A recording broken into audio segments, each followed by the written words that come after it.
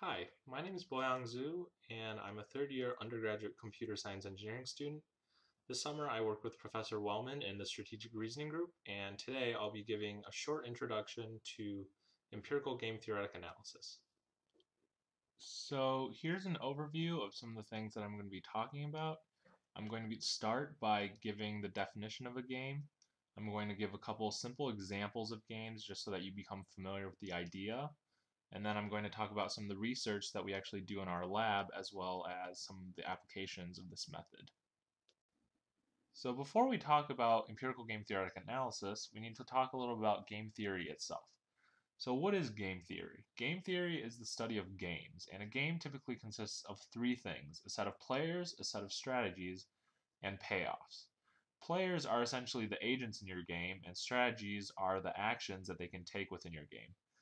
Payoffs are the utilities of each player given some outcome of the game. And I'll make this more concrete when I give an example in the later section. So game theory is interesting because there are typically strategic interactions between players. So what this means is that your payoff depends not only on the action that you take, but also the action that your opponents take.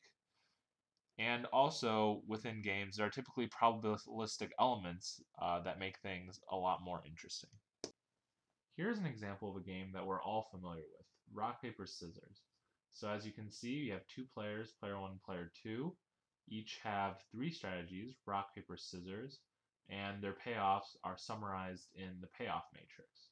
So for example, if player one plays rock and player two plays paper, paper beats rock and player one gets a payoff of -1 and player two gets a payoff of +1.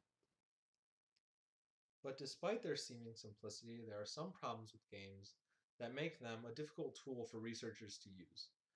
So first of all, the complexity of games is exponential in the number of players and strategies. So in the previous example of rock, paper, scissors, if there were 3 players instead of 2, you would have 3 cubed, which is 27 entries in your payoff matrix instead of 9. So as you can see, the complexity increases very quickly. Second of all, there are many probabilistic elements that make the game difficult to analyze using traditional mathematical methods. Our solution to these problems is called empirical game theoretic analysis, or EGTA for short. EGTA is a simulation-based approach, and essentially what you're doing is filling out the payoff matrix of the game one cell at a time. So in the rock, paper, scissors example, we might start by assigning player 1 to play rock and player 2 to play scissors. We simulate the game, and we see that player 1 receives a payoff of 1 and player 2 receives a payoff of -1. And so we have now obtained a cell in our payoff matrix.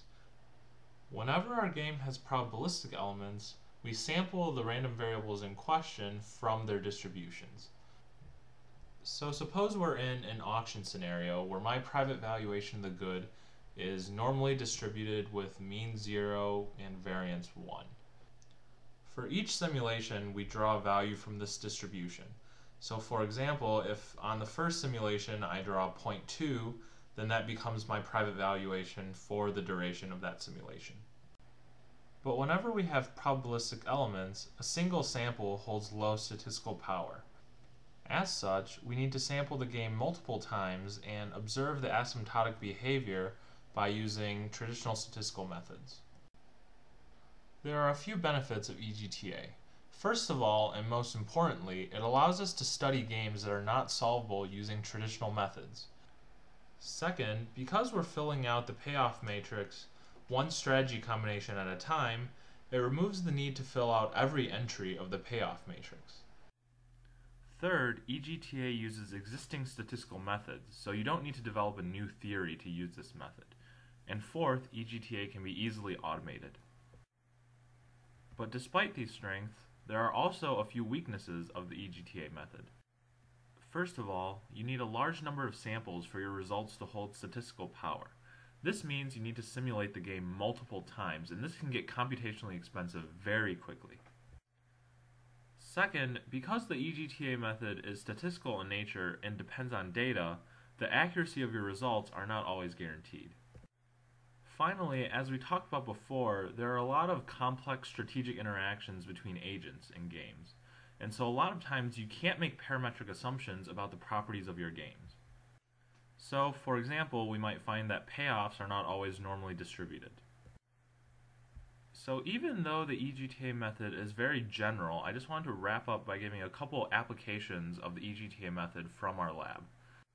The first is a supply chain game where agents manage a supply chain and try to maximize their profit over the entire duration of the game. The second example is combinatorial auctions where players bid for multiple items simultaneously. The final example is latency arbitrage, where financial agents try to exploit arbitrage opportunities that arise from hardware latency effects. So, as you can see, all of these scenarios are fairly complex and cannot be analyzed using traditional mathematical methods. And that is the advantage that EGTA affords us. Hi everyone, so that's my video. Just wanted to take this opportunity to say thank you to both Professor Wellman and all of the graduate students in our lab for a great summer of research. I hope you enjoyed my video, and thanks for watching.